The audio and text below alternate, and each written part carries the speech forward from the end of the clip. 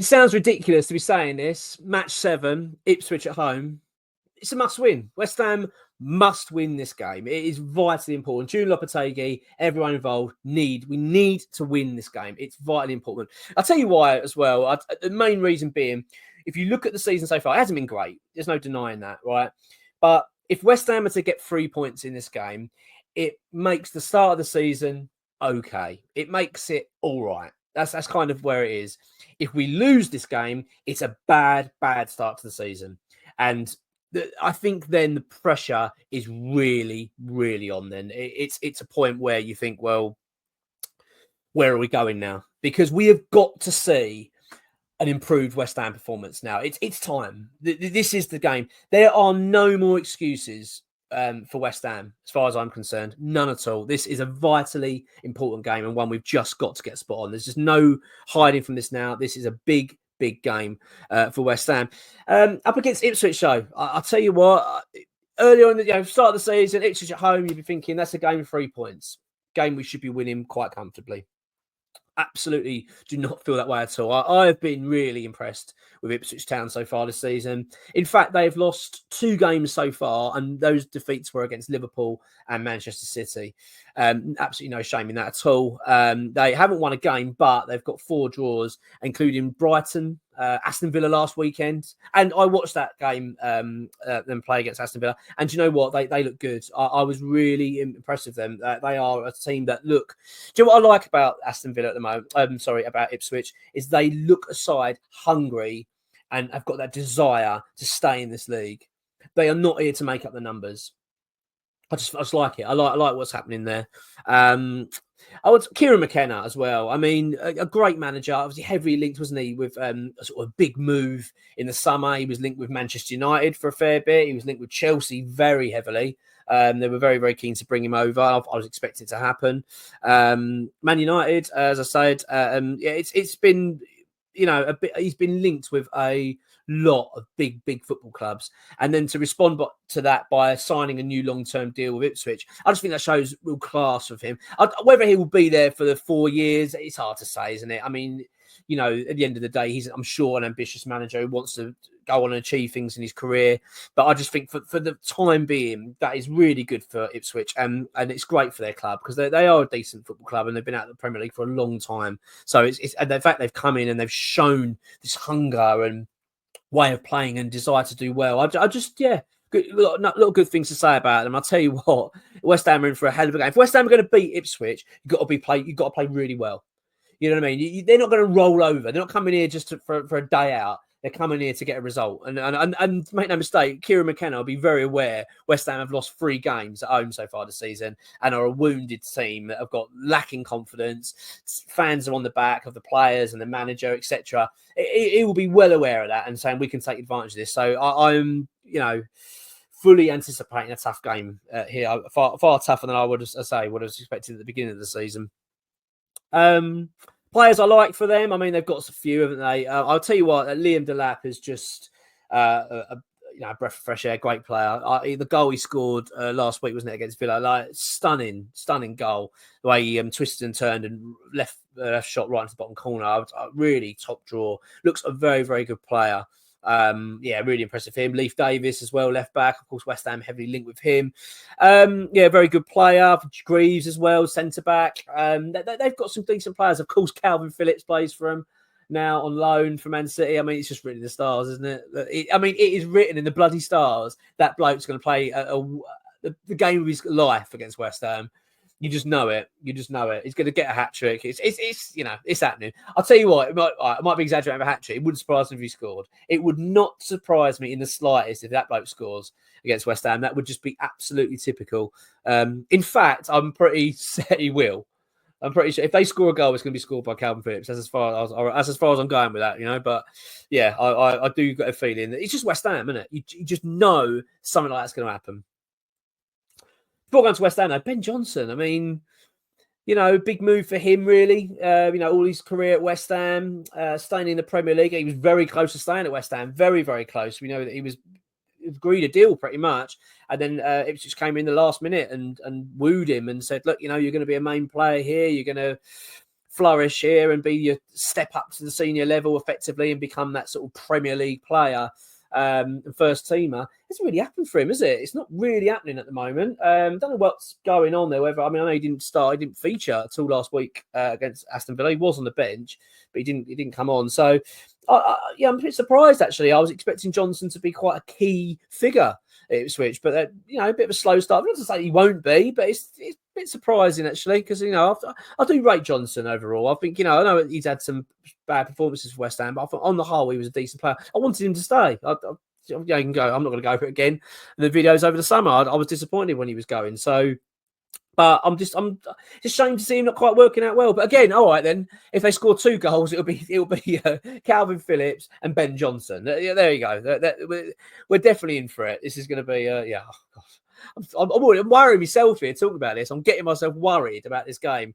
I can't help it. I bloody am. I'd like to know how you feel about it. But honestly, I'm feeling quite anxious about this one. I was earlier in the week thinking, Ipswich at home, come on, this is the game. We get the 3 points, get going. But I always get like this. So the closer it gets to it, you then start looking into them a bit more. You start watching the games of Ipswich, etc. And then you realise, God, you know what? This ain't going to be a walk, mate. I tell you, this is going to be a tough one. So let's talk about West Ham, though. Let's go on to it if we have to.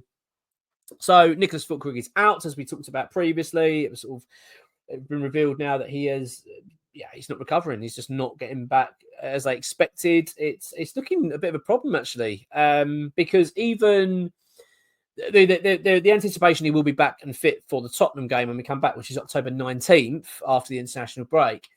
But it's what's name? Lopetegui said it in his press conference that would be the case. They're expecting back after the international break.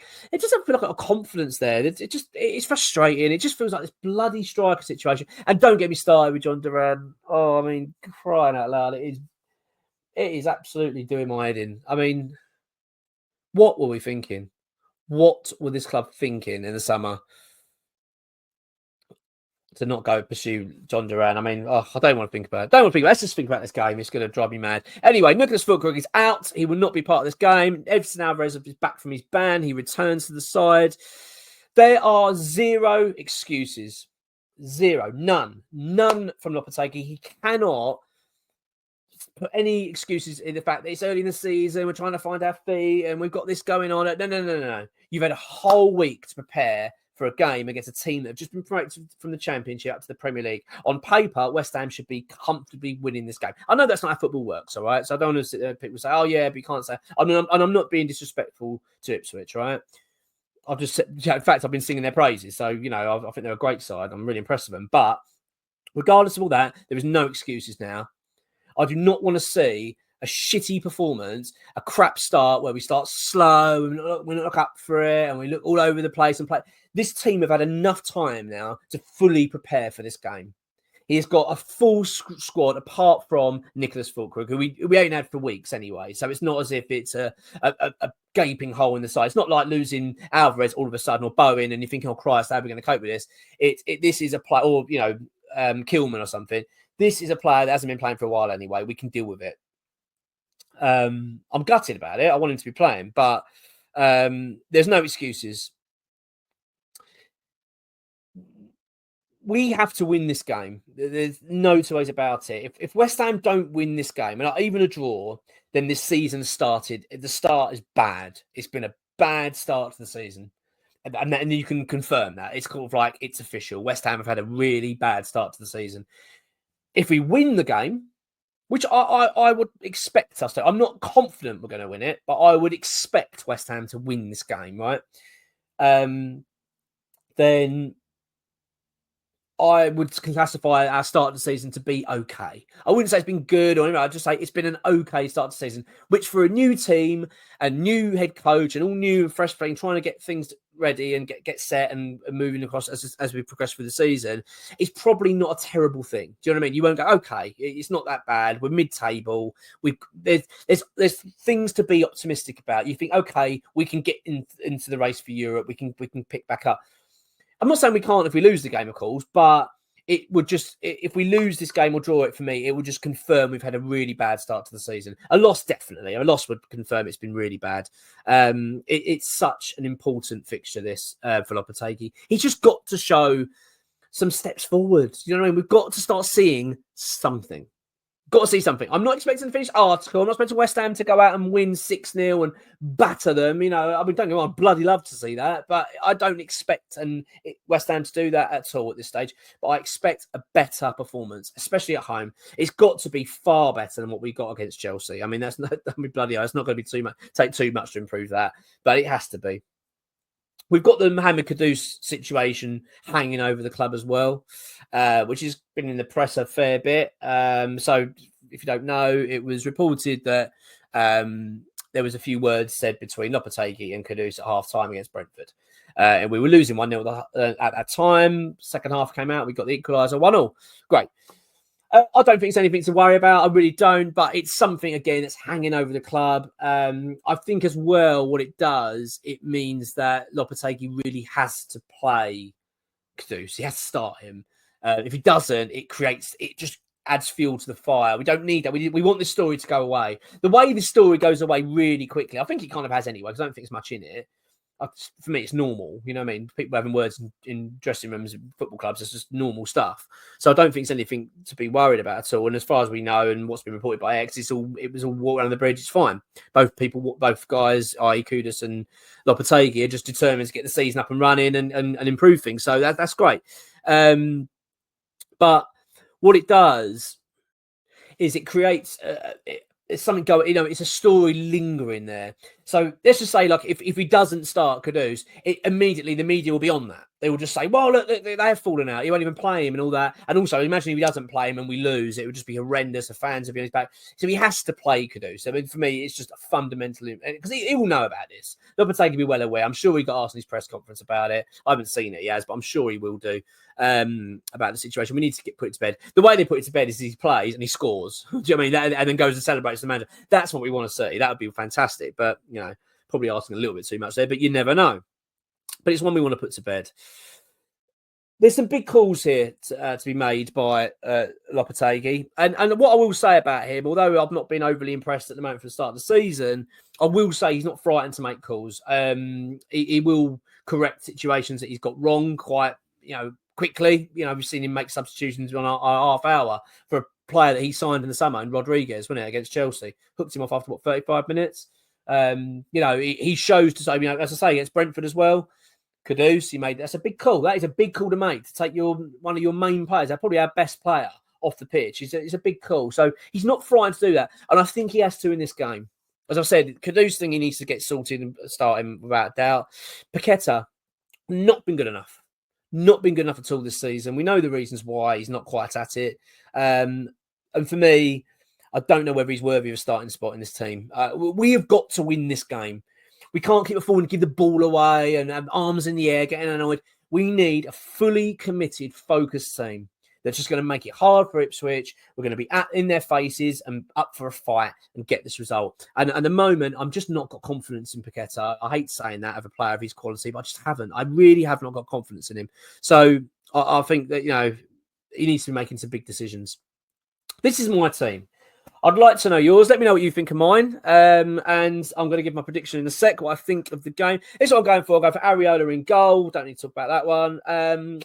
The back line, I'm going to keep as a sort of standard for now. I'm going to put Aaron Wan-Bissaka at right back. I'm going to put Todibo and Kilman as my central pairing in defence. And I'm going to put Emerson at left back. Emerson has been absolute crap so far this season. I do wonder... I think a lot of it's down to the Paqueta form, not having Paqueta on the left wing. It's just not working. But regardless only of that, he needs to up his game. He's been a brilliant player for us. Last season was outstanding. He's been really good. He needs to up his game now because he's been poor this season. I want to see an improvement out of him. If not, if he plays badly, then I'll be taking him off, putting Mavropanos back at right back and Aaron Wan-Bissaka at left because it worked quite well, I thought, in the Brentford game. So that'll be my back line. So Areola in goal, Wan-Bissaka, Todibo, Kilman and Emerson. My midfield pairing are Edson Alvarez playing the defensive midfield role, of course, with Thomas Souček partnering him. Bit of a tricky decision that, but I just want Souček in this team. You know, I can't believe I'm saying it. But he's winning me over. You know what I mean? He's winning me over, old Big Tom. But he is. You know, I think he's just becoming too important. He gets the goals when we need them. All right, he's not pretty. He can be hard, but he works his socks off. The only good thing you can say about Souček, really, one thing you can guarantee of him, he works bloody hard. And I just feel like this is that sort of game where we're going to need to roll our sleeves up and work bloody hard. Do you know what I mean? Yeah, so I've got Alvarez and Souček in the middle. I'm putting Kudus as the central attacking, number 10, playing the number 10 role. We never get to see it. It's clearly obvious that he wants to be playing in that role. He doesn't work out on the left, and he needs to be playing. I want to see him be given a go. And I'll tell you what, and someone made a comment a little while ago, and it was dead right on our channel. Love the comments, by the way. Love the comments. If you're not a subscriber, press subscribe, by the way. It's free to do so. A few of you watching this, quite a fair few watching this, are not subscribers. Press subscribe. It's free to do so. And click the like button. It takes 2 seconds. I'll tell you what, it really helps out the channel more than you realise. It really does. And I appreciate it so much. So, yeah. Sorry, back to the team. Kudus, I want to see him being given that number 10 role. It's so important, I think. And someone made a comment of it. He's the player that can carry the ball forward. He's one of those players, and give me the ball, I will make something happen. And that's the sort of thing I want. I just want to see it happen. So I'm going to put him in the number 10. I'm putting Jared Bowen out on the right. I'm putting Crescencio Somerville out on the left. I think he's excellent and should be out there all the time for us. And I'm putting Big Mick up front. I don't want to see Bowen up front at the moment. I want to see a striker. I'd rather it be Fulkrug, of course. I want to get him up and running, but he's injured. So this is a vital game. A vital, vital game. It's so important. We've just got to win. Got to win it. Anything other than a win, as I say, it just piles the pressure on. It makes the season a shite start. And we cannot afford for that. So I think we're going to win. I'm going with my heart more than my head here. I think we're going to win. I don't think it's going to be comfortable. I don't think it's going to be overly pretty. But I think West Ham will win this game. I think we're going to win 2-1. Calvin Phillips to get the 1 for them. It's got to be in it. I hope I'm right. I was like, well, I don't care about whoever scores for them. Who cares? I hope they don't score. I hope it's a clean sheet. But Michael, all I want is 3 points. Please. Come on, your hands.